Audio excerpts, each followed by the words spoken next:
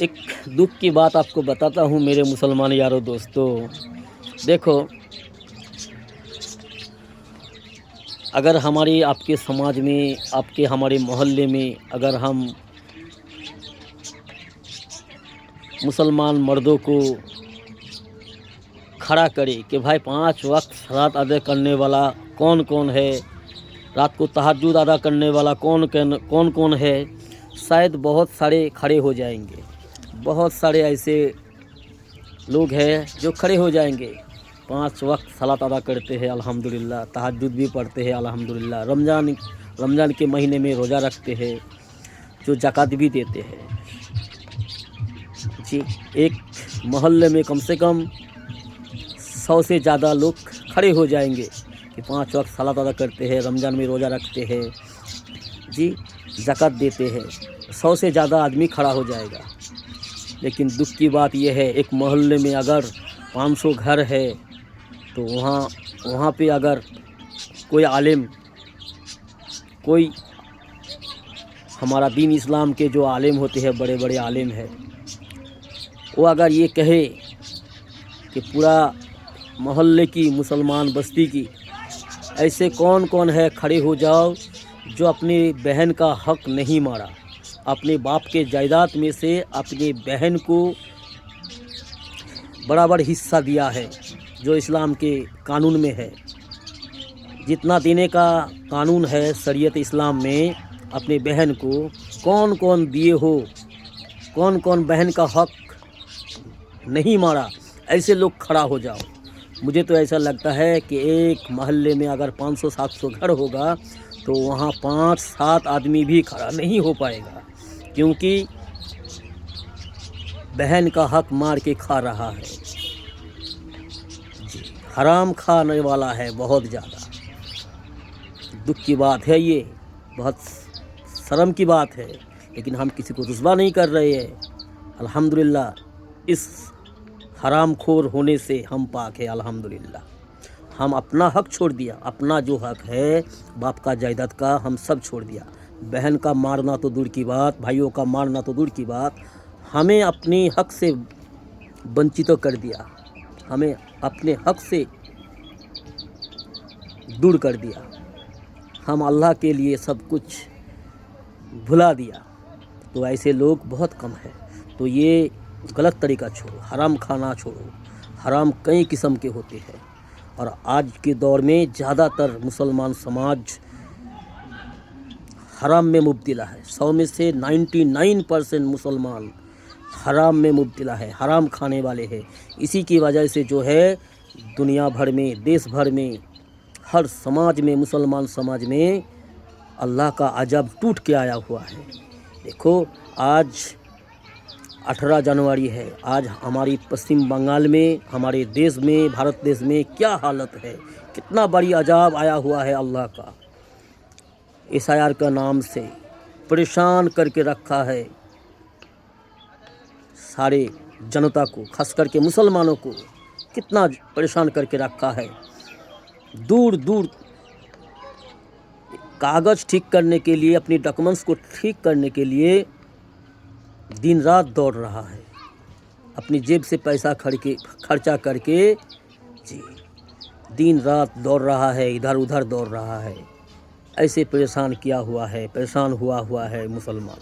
لیکن اللہ کے گھر میں بلاتا ہے دن میں 5 دفعہ، حی علی الصلاۃ، آؤ مسجد میں، حی علی الفلاح. مسجد میں ہی کامیابی ہے، مسجد میں آنے والوں کو ہی کامیابی ملے گا. تو مسلمان مسجد جانے کو تیار نہیں. گھر سے زیادہ 2 منٹ، 4 منٹ، 5 منٹ کا راستہ ہے، مسجد جانے کو تیار نہیں ہے. اللہ کے گھر میں جانا، سجدہ کرنا پسند نہیں ہے. اسی لیے تو مسلمانوں کو دوڑا رہا ہے، پریشان کر کے پاگل کتے کی طرح دوڑ رہا ہے آج کے مسلمان سماج. کیوں؟ یہ ہماری بد عمل کی جو ہے صلہ ہے، بدلہ ہے.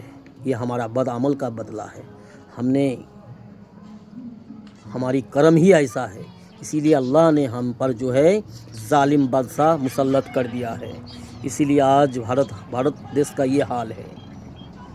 اور ہم مسلمان سماج کے لوگ زیادہ تر عورت لوگ اور پروش لوگ بھی اللہ کے گھر میں نہیں جانا چاہتے ہیں, نماز نہیں پڑھنا چاہتے. اللہ کے سامنے سجدہ کرنا جیسے ایک مشکل ہو گیا ہے, مصیبت بن گیا ہے. چاہے تو کچھ بھی کرنے کو تیار ہے, کچھ بھی کرنے کو تیار ہے, بدلے میں پیسہ لے لو لیکن ہمارا ڈاکومنٹس صحیح کر دو, لے لو 2000 5000 10,000 20,000 جس کا جیسا اوقات ہے لے لو, لیکن ہمارا دیش میں رہنے کے لیے وہ ڈاکومنٹس ہمیں صحیح کر دو, پیسہ دے دے گا. لیکن اللہ کے گھر میں چل کے سجدہ کرنے کو تیار نہیں. اور ہماری ماں بہنیں عورت لوگ بہت بری حالت ہے. جب ہم پیدل 5-7 منٹ مسجد میں جاتے ہیں اپنے گھر سے آتے جاتے ہیں نا, تو ہم دیکھتے ہیں عورتوں کا حالت عورتوں کی جو حالت ہے نا,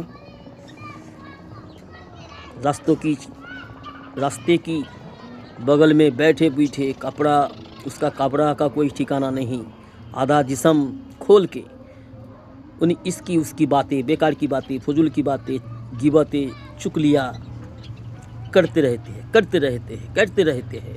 لیکن جب اذان کی آواز آتی ہے تو وضو کر کے نماز کے لیے تیار نہیں ہوتے, سجدہ کرنے کے لیے تیار بالکل نہیں ہے. سب کے سامنے جھکیں گے, سب کے سامنے جھکنے کو تیار ہے, لیکن اللہ کے سامنے جھکنے کو تیار نہیں ہے آج کے مسلمان سماج کے بھائی, دوست, بزرگوں اور میری ماں بہنیں. اسی کا صلہ مل رہا ہے, اسی کا بدلہ تمہیں اور ہمیں مل رہا ہے. اللہ ہم سب کو حفاظت فرمائیں.